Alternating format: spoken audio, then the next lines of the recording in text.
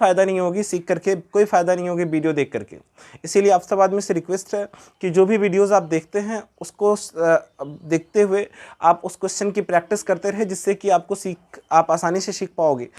अगर आप उसको सिर्फ देखते हो, क्वेश्चन देख करके छोड़ देते हो, तो आपको कोई फ़ायदा नहीं होने वाला। चलिए आज हम लोग शुरुआत करते हैं 17 नंबर क्वेश्चन से। 17 नंबर क्वेश्चन हमारा क्वेश्चन कहता है कि if the electron of the hydrogen atom is making 6.25 into 10 to the power 15 revolution per second, then calculate how much current is constituted।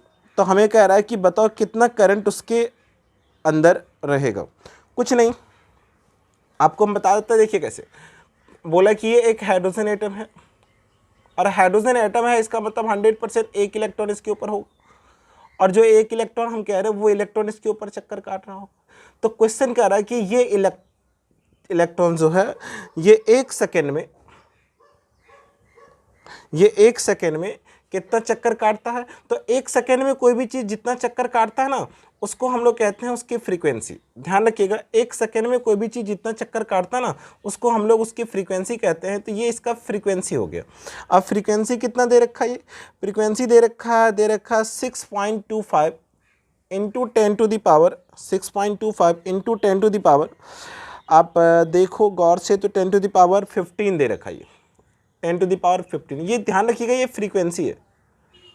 अच्छा, और एक ही इलेक्ट्रॉन है तो n का मान 1 रखोगे, और आपको निकालने के लिए क्या कह रहा है, आपको निकालने के लिए कह रहा है करंट। तो करंट निकालने के लिए कह रहा है, तो आप current is equal to formula लिखो Q/T।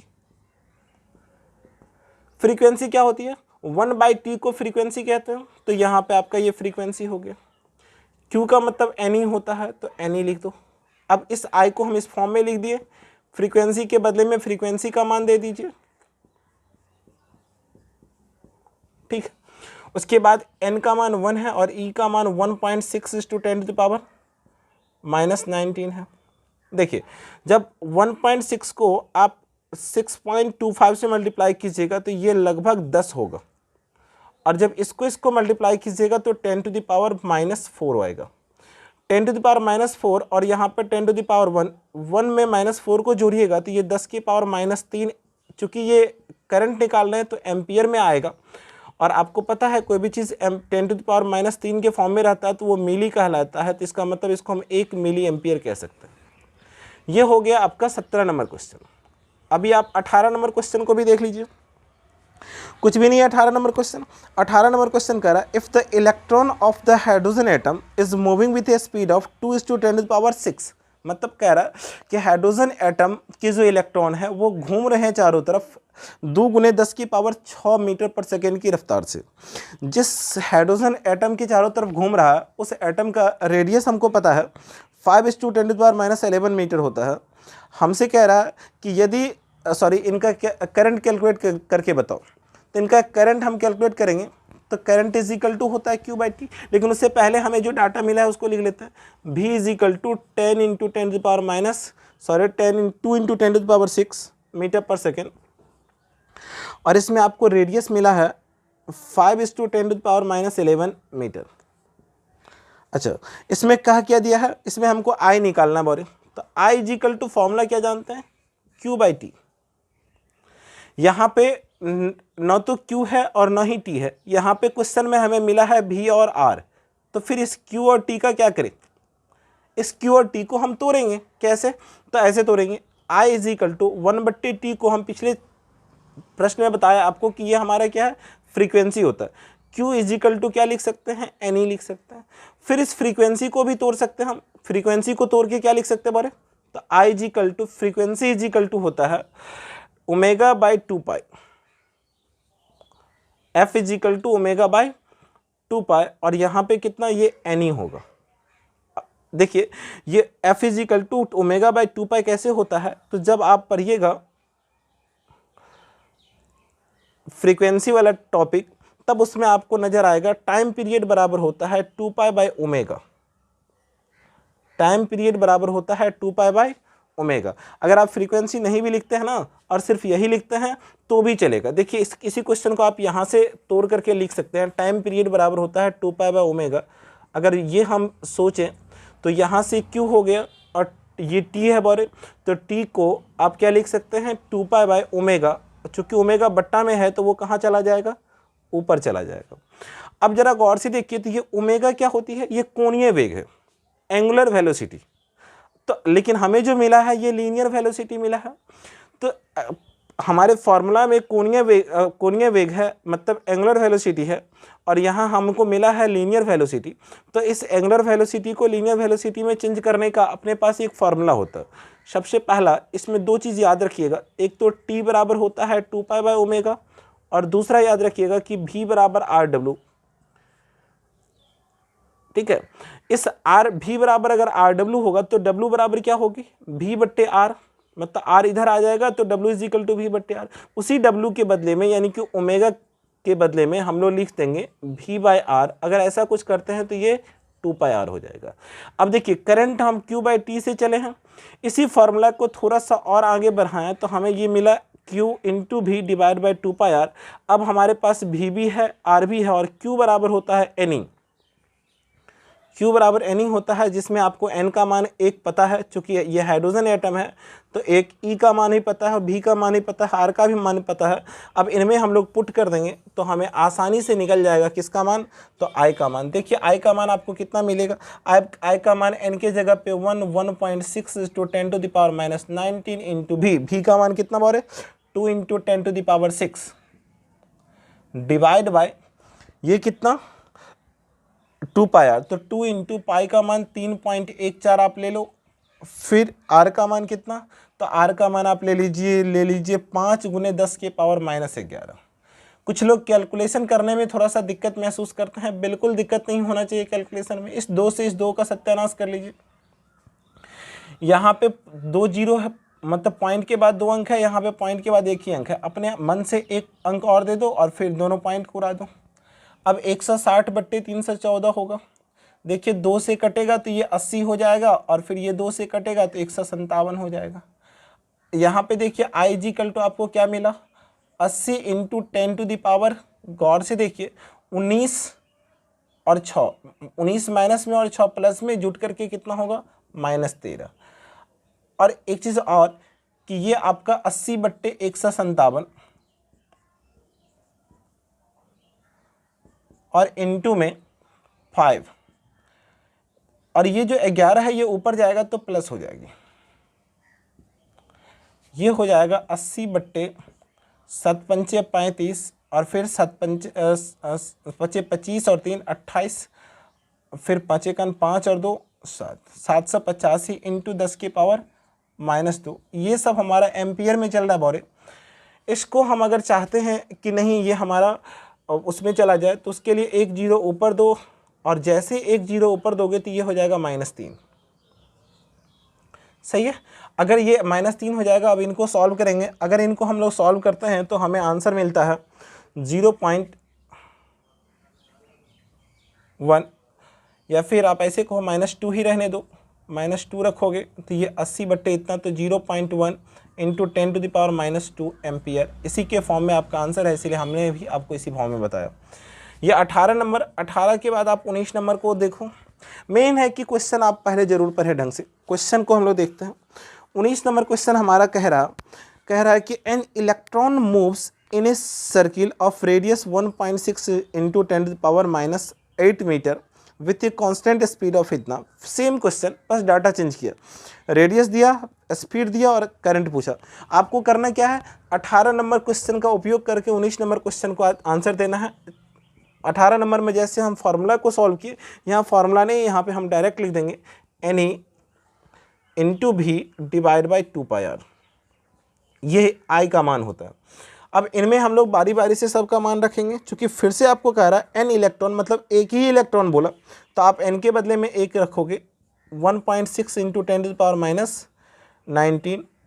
फिर से भी वेलोसिटी इस क्वेश्चन में कितना दे रखा, इसमें दे रखा है 0.314 into 10⁻6 divide by 2 into pi का मान 3.14 इंटू आर का मान कितना बार है, रेडियस दे रखा है 1.6 × 10⁻⁸ मीटर। देखिए 1.6 से 1.6 गया, यहाँ पे पॉइंट उड़ाओगे तो 3 ठो जीरो नीचे आएगा, और यहाँ से पॉइंट उड़ाओगे तो 2 ठो जीरो ऊपर जाएगा। अब ये बचा 314 और ये भी 314, ठीक ना। तो फिर क्या सब हुआ, यहाँ पे हुआ ये कि 1/2 इधर बचा, और ऊपर में इस 2 जीरो से इस 2 जीरो को कट कर सकते हो आप।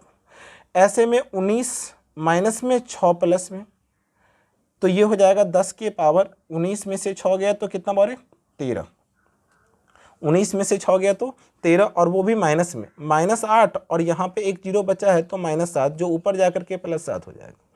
अब देखिए I इजिकल टू कितना 1/2 यानी कि 0.5, ये 10 की पावर -6 एम्पियर होगी। अच्छा, -6 को क्या लिखते बारे, -6 को लिखते हैं हम लोग माइक्रो, तो ये हो गया माइक्रो एम्पियर। ये I is equal to 0.5 micro ampere हमारा हो गया आंसर।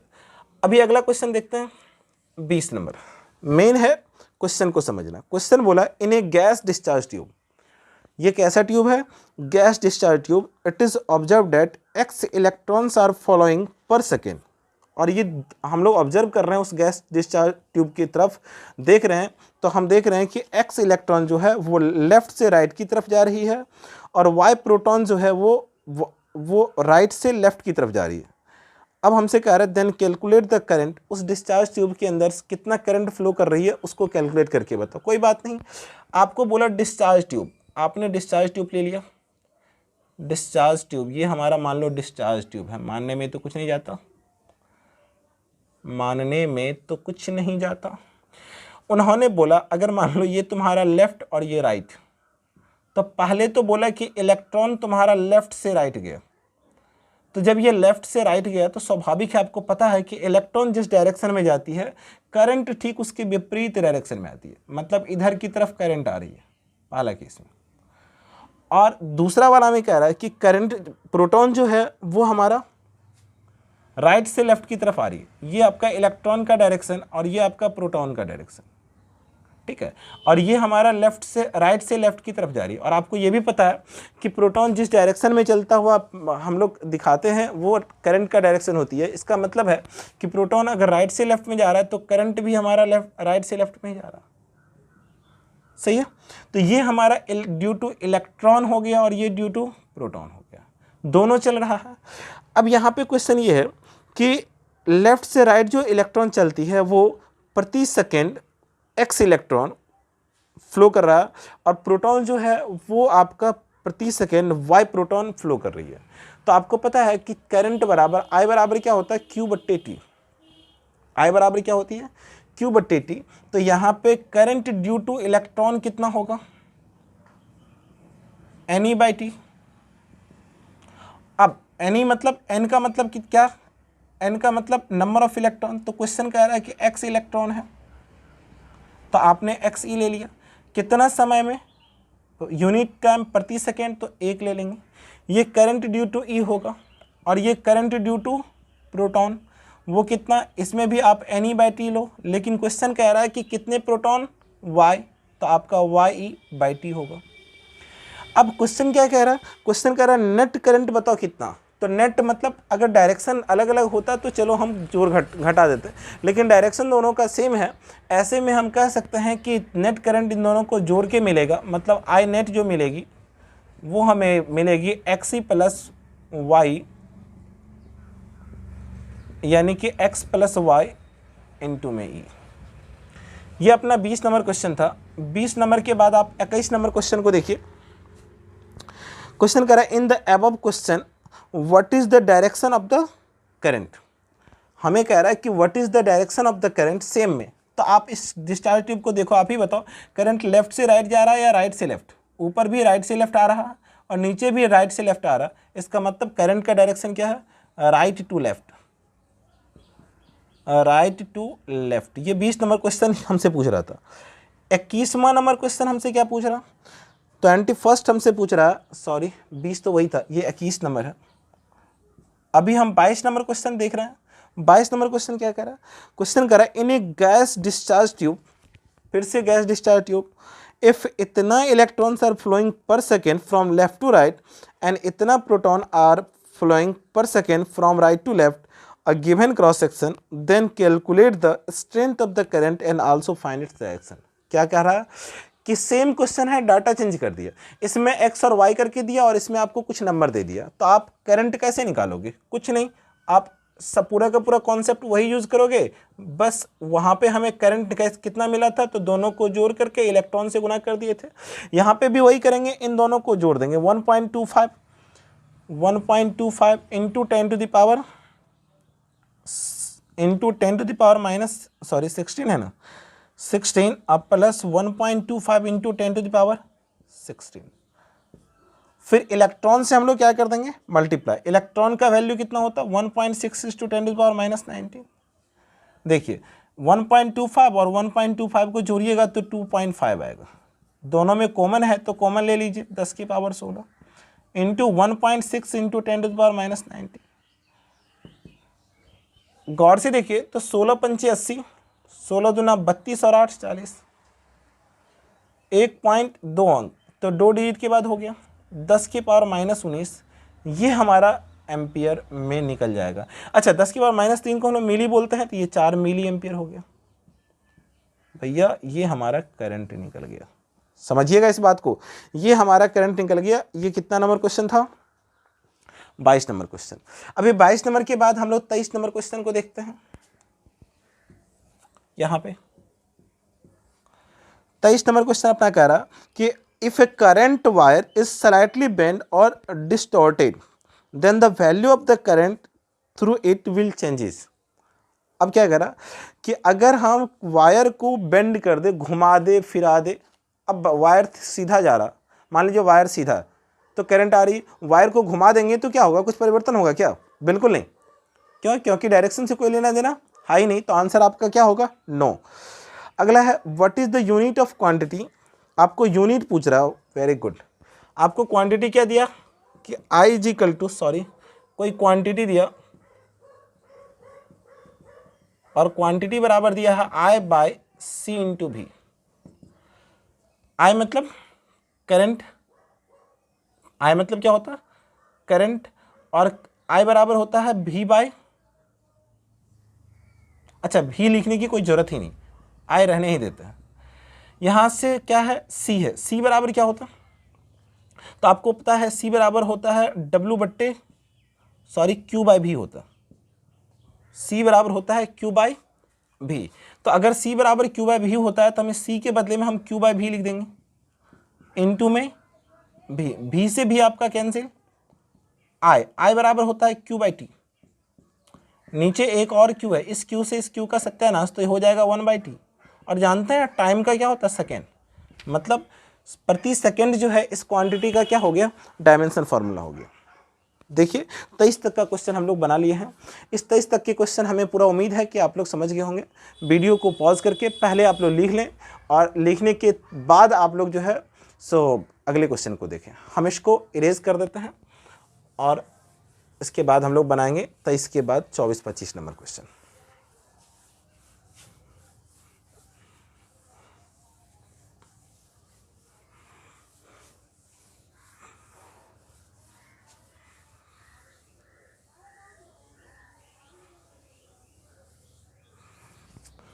हाँ तो बच्चे अब हम लोग आगे देखते हैं। अपना 24 तक का क्वेश्चन हो गया था। 25 वाला क्वेश्चन कह रहा है if the current in a wire varies with time according to the question.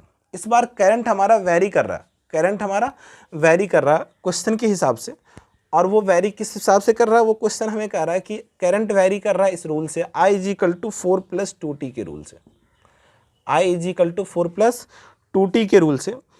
अब कह रहा है कि अगर इस रूल से करंट वेरी करेगा तो बताओ जब टाइम 2 सेकेंड और 6 सेकेंड के बीच में रहेगा तो उस टाइम पीरियड में करंट कितना होगा, ये हमें निकाल करके बताओ करंट कितना होगा। बहुत आसान है बॉरे, कैसे? तो चूंकि जब कभी भी आपको करंट पता रहे और वो वेरी करता रहे, वो कांस्टेंट ना रहे, तो उस स्थिति में हम लोग को चार्ज पता करने के लिए हम लोग इंटीग्रेशन करते हैं और ये फॉर्मूला लगाते हैं Q is equal to I into D T, और ये फॉर्मूला आप लोग को पता है। अच्छा टाइम पीरियड क्या लेना है? 2 से लेकर के 6 सेकेंड के बीच में, तो आप 2 से लेकर 6 सेकेंड लो। I का वैल्यू हमको पता है, प्रश्न में दे रखा है वो into D T.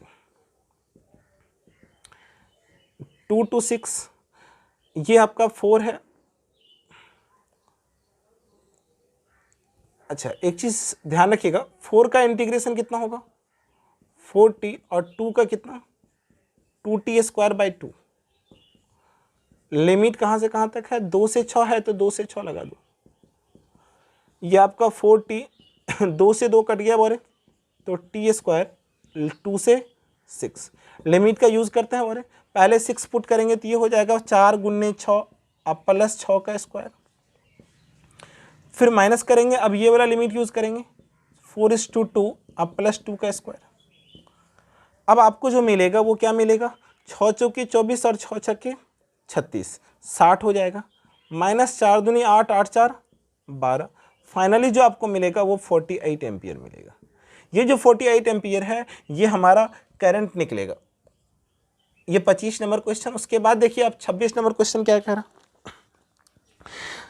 In the above question what should be the value of constant current due to which the same quantity of charge will pass during the same interval. देखिए इस बार क्या कहा कि टाइम इंटरवल यही है, अगर constant rate से अगर वो पास करे, टाइम इंटरवल वही है, तो अगर टाइम इंटरवल की बात करें तो 2 से 6 सेकेंड के बीच की बात कर रहा है तो उस टाइम में हम 4 सेकेंड ले सकते हैं, क्योंकि 2 से 6 के बीच में 4 सेकेंड ही आता है। और उसमें कह रहा है कि अगर ये कॉन्स्टेंटली अगर पास करे तो उस स्थिति में हमें बताइए कि करंट आपका कितना होगा। आसान है, क्योंकि देखिए टोटल जो करंट है वो आपका क्या है 48 एम्पियर का करंट है। अब 48 एम्पियर का करंट अगर कॉन्स्टेंटली अगर पास करता है तो उस स्थिति में हमसे क्या पूछ रहा है बोला, in the above question what should be the value of constant current due to which the same. अच्छा कांस्टेंट करंट ये अगर कॉन्स्टेंटली अगर चले तो 48 एम्पियर हर सेकेंड में बराबर बराबर चलेगा, तो 4 सेकेंड में वो 1 सेकेंड में कितना चलेगा तो 48/4 12 चौके 48 यानी कि 12 एम्पियर। 26 के बाद आप 27 नंबर पे आ जाइए।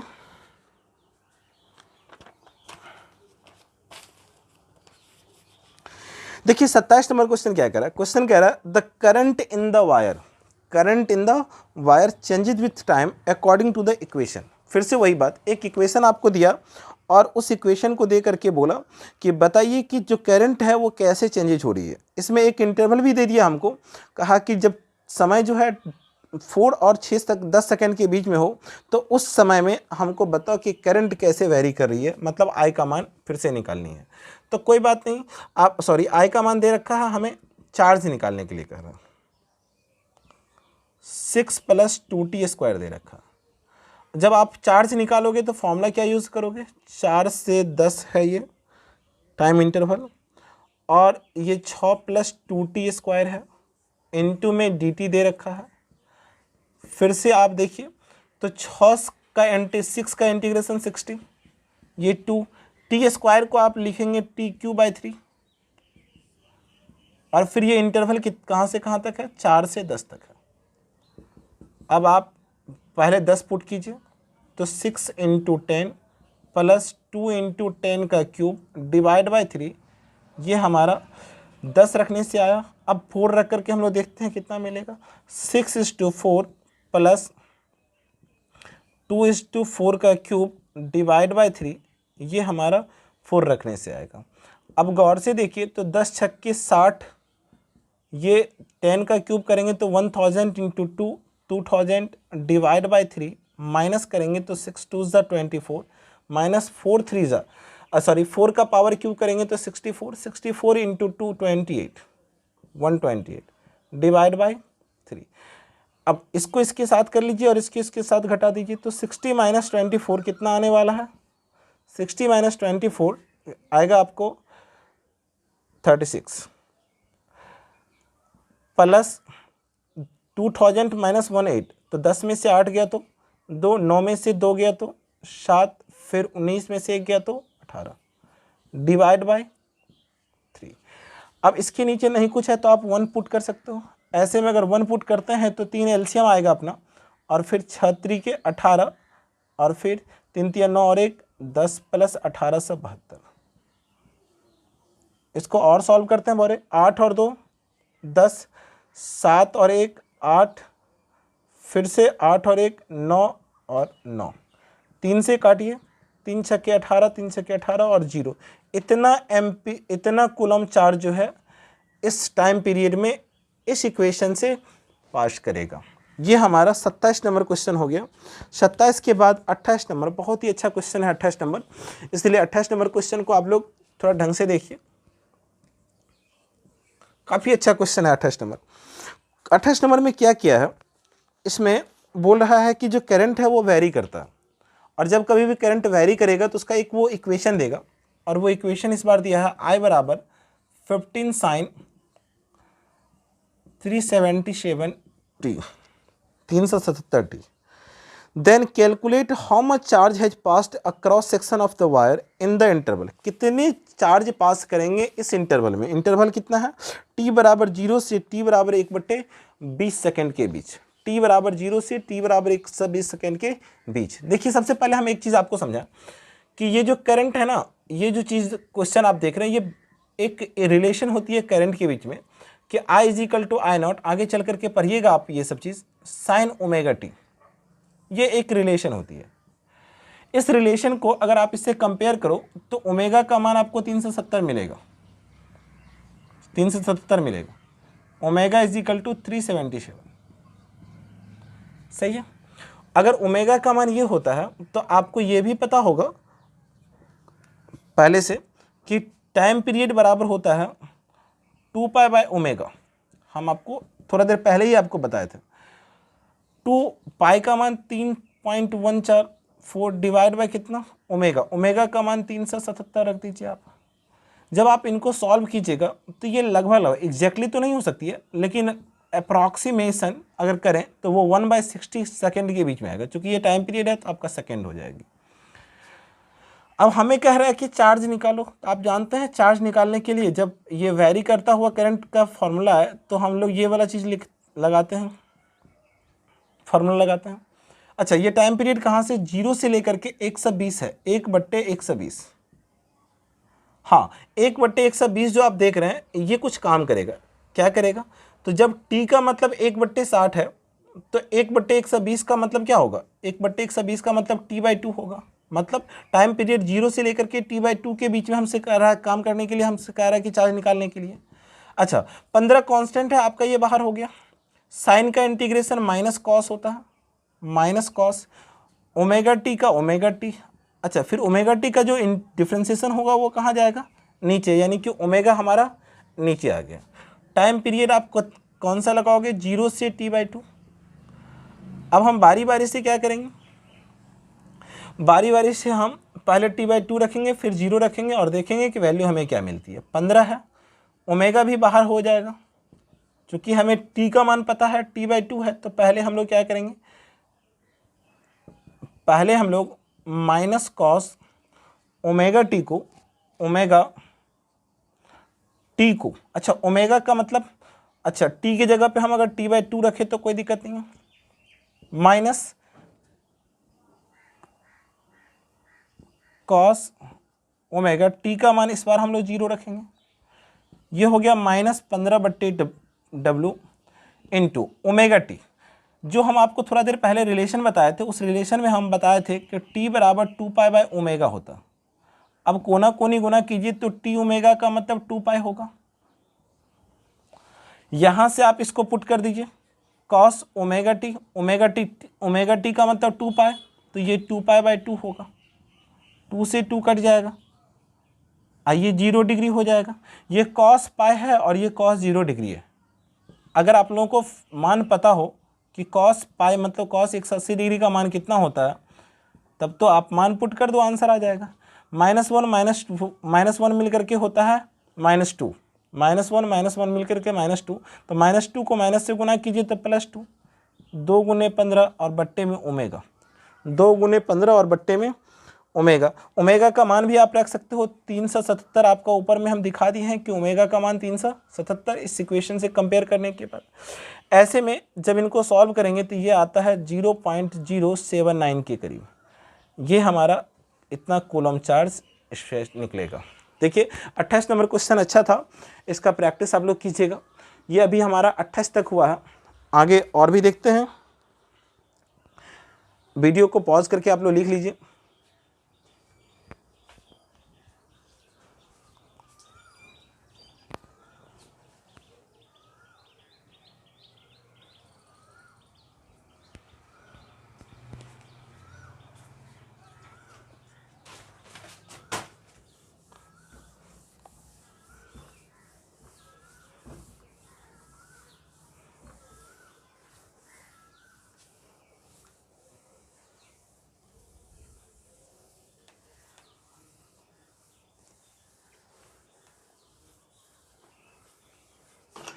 अगला क्वेश्चन 28 के बाद हम लोग 29 नंबर देखेंगे।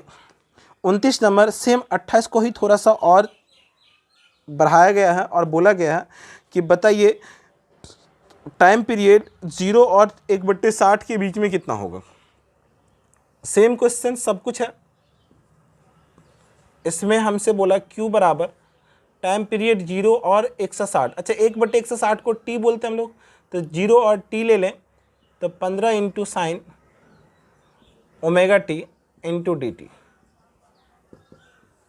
0 से T हो गया, 15 कांस्टेंट है बाहर कर देते हैं, साइन का हो जाएगा इंटू में sine omega T into D T. 15 हो गया बोरे। साइन ओमेगा टी का इंटीग्रेशन होता माइनस कॉस ओमेगा टी और डिवाइड बाय ओमेगा। 0 से टाइम पीरियड आपका T लेना है, ऐसे में माइनस बाहर आएगा तो -15 ओमेगा बाहर कॉस ओमेगा। पहले T रखेंगे बोरे, अब फिर बाद में 0 रखेंगे तो कॉस ओमेगा इंटू 0। अच्छा ओमेगा टी को अभी थोड़ा देर पहले हम लोग देखे थे पिछले क्वेश्चन में कि ओमेगा टी को का मतलब 2 पाई होता है, और आपको ये भी पता है कि कॉस 2 पाई का वैल्यू आपका होता है 1। ऐसे में ये 1 - 1 मिल करके कितना होगा 0, और फाइनल जो होगा वो हमारा 0। मतलब 0 और 1/60 के बीच का जो हमारा चार्ज होगा वो हमारा 0 निकलेगा, और बाकी सब जो हमारा है 1/20 के बीच में जो हमारा निकलेगा वो 0.079 के बीच में निकलेगा। अभी आगे देखते हैं अगला क्वेश्चन 30 नंबर। बहुत ही अच्छा क्वेश्चन है 30 नंबर। 30 नंबर क्वेश्चन को देखिए। 30 नंबर क्वेश्चन आपका कह रहा है a charge of 60 coulomb passes through a wire of area of cross section 2 square metre for 10 second, तो calculate current density. Current density मतलब जे निकालना है बोरे, और इसमें आपको दे क्या दिया है, आपको दे दिया है चार्ज यानी कि Q का मान, और वो 16 कूलम दिया है। और क्या दिया है, एरिया ऑफ क्रॉस सेक्शन यानी कि ए दिया है 2 स्क्वायर मीटर यानी कि 2 मीटर स्क्वायर, और समय भी दिया है आपको 10 सेकेंड। और करंट डेंसिटी यानी कि जे निकालने के लिए कह रहा है। जानते हैं जे बराबर क्या होता है, जे बराबर I इंटू ए। इस क्वेश्चन में कहीं से भी आपको I नहीं दिया है, आपको दिया क्या है Q और T दिया है, तो I बराबर Q/T का फॉर्मूला लगा लेंगे, डिवाइड बाय ए। हम लोग क्या करेंगे, अब पुट करेंगे।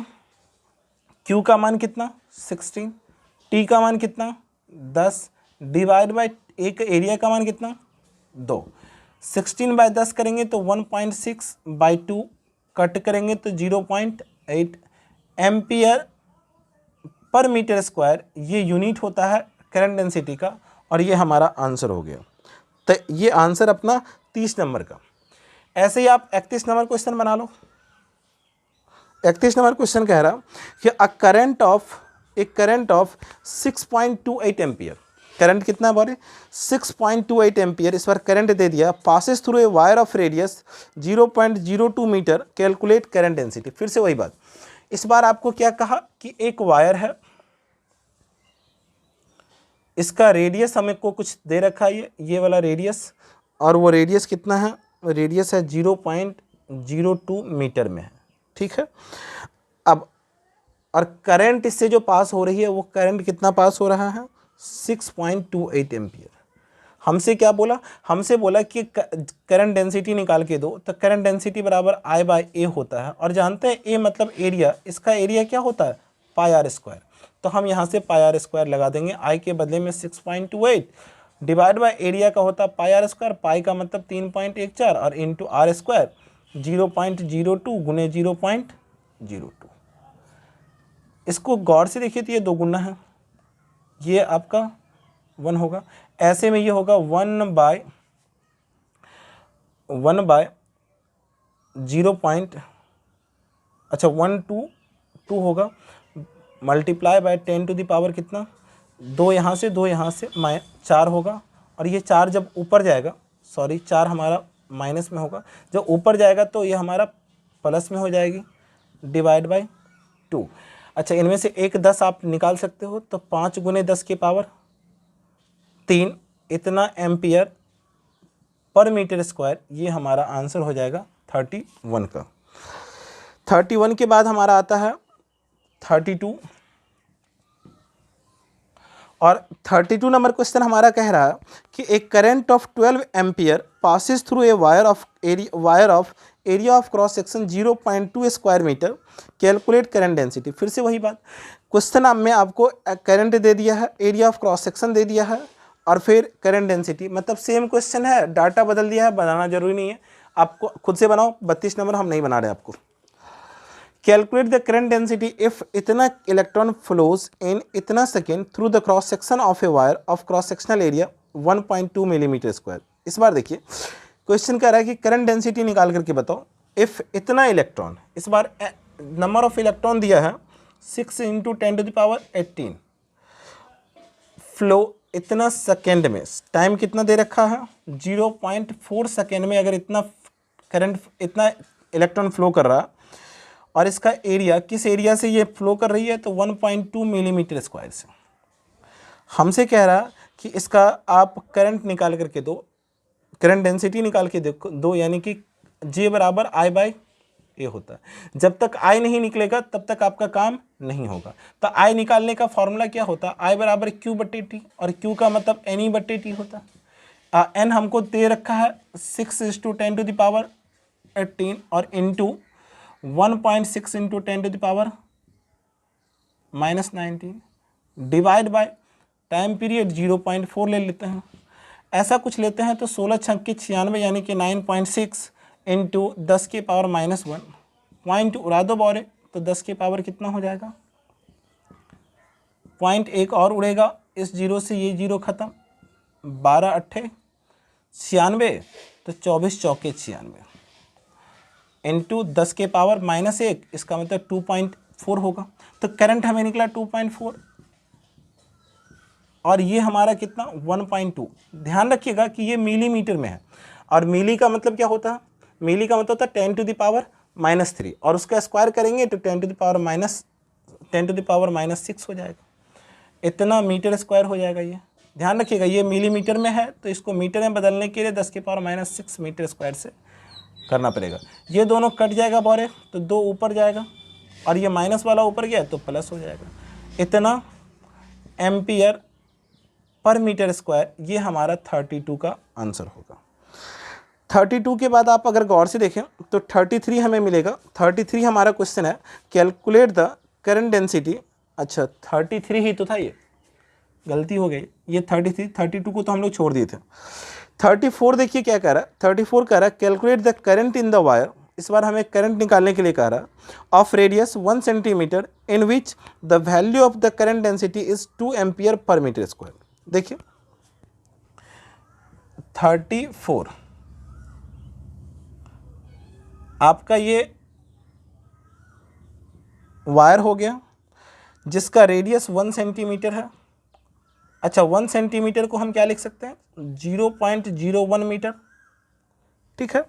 उसके बाद in which the value of current density जितना, इस बार आपको जे भी पता है, आई निकालने के लिए कह रहा है तो फॉर्मूला वही लगाना, जे बराबर I/A, लेकिन जे का मान इस बार हमको रख देना, जे का मान हम लोग 2 रखना है, आई हमको चाहिए, और एरिया बराबर कितना होगा πr², तो पाई का मतलब 3.14 और आर का मतलब 0.01 स्क्वायर है तो 0.01 2 बार, ठीक है।